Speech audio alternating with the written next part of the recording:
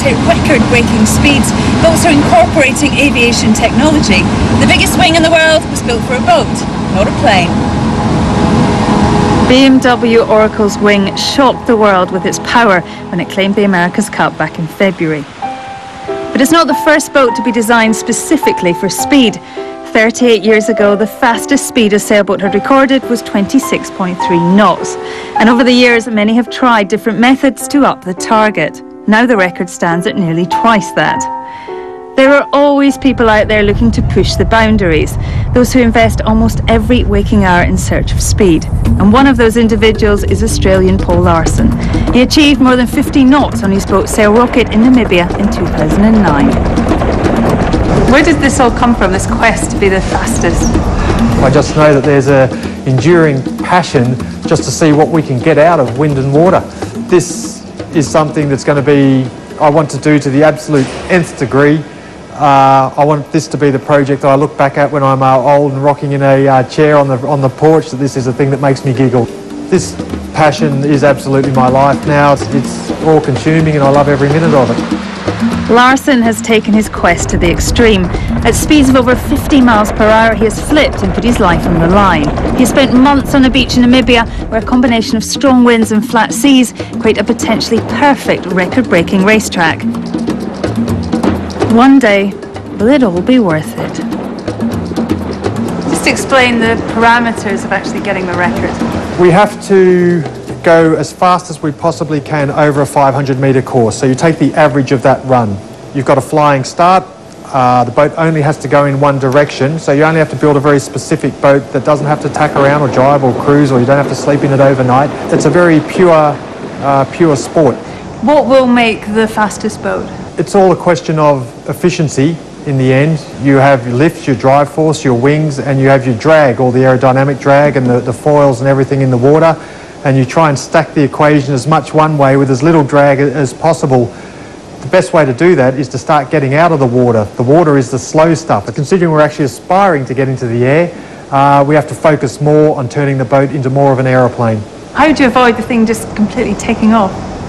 Well, that comes down to this fella here, the main foil. Although we talk that we're absolutely aspiring to get it as airborne as we can, we still have to respect it is a sailing boat, and that does still rely on the interaction of wind and water. Our wing is trying to pull us up. It's got the amount of pull, enough at the speeds we're flying to take an average to small family car airborne.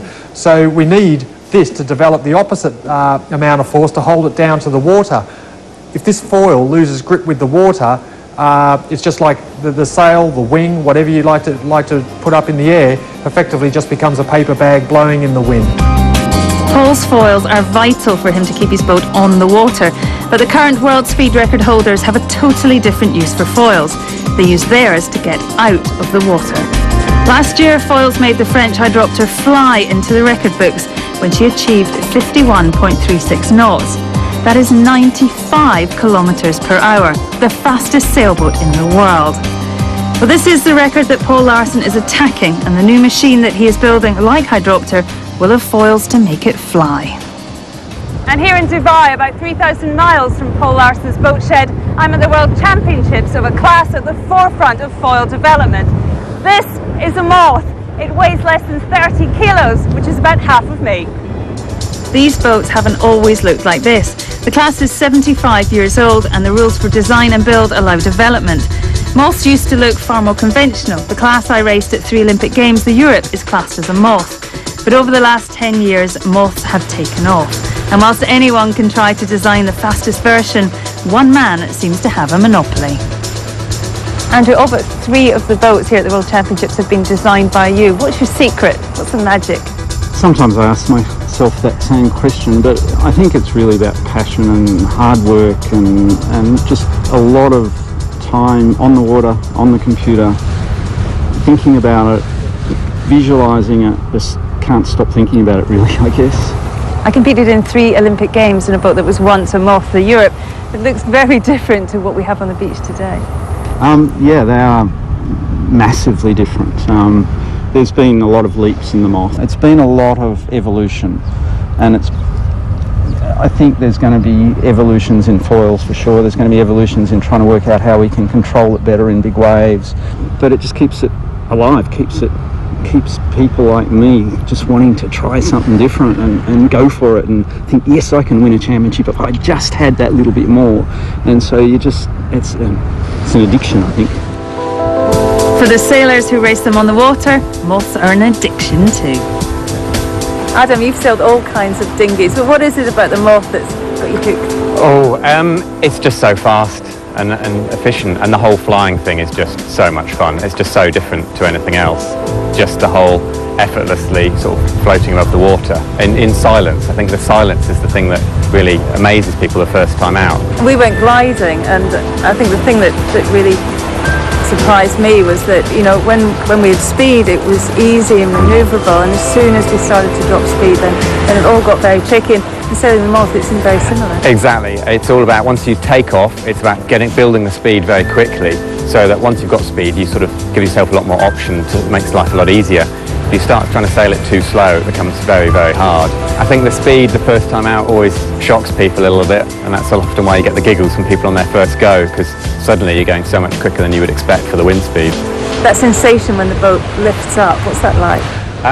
It's really quite satisfying, because you've sort of been in the water going quite slowly, you feel the boat speed pick up, and you sort of think, actually, I've got enough wind now, this is going to come up, and often just a little heel to windward, and it just slowly rises, and suddenly it all goes completely quiet, and you just start accelerating. You're grinning as you're telling me. What kind of speeds have you had? I'm not one of the fastest here. I mean, some of the guys like Bora have done over 30 knots now, and I'm sort of in the 24 to 25 sort of knot region. But 30 knots in a 3-metre boat, that's something else. Pretty impressive. Having road tested a wing in the air, I feel under some pressure to try and fly the moth. I've sailed for over 30 years, but preparing to fly on the water feels as alien to me as taking the controls of the glider. That works. Any last top tips?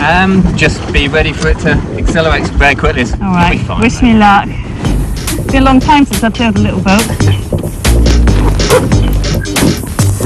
All right, so far?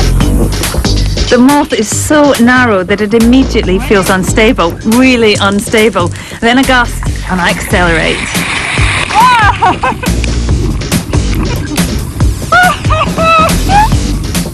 It's amazing! I'm flying! It's so quiet, it's incredible. I'm going to try and calm down now.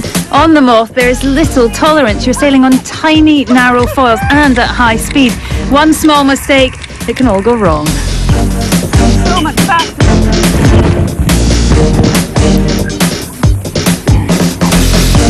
Like in the glider, Bill. Hey, there I am, I'm up, I'm flying. The foil is an immensely powerful tool. This moth would literally take off if it wasn't for the wand. This little device trims the foil blade under the water, regulating the lift and keeping the boat at the optimum level when it's flying, just like the flaps on an airplane wing.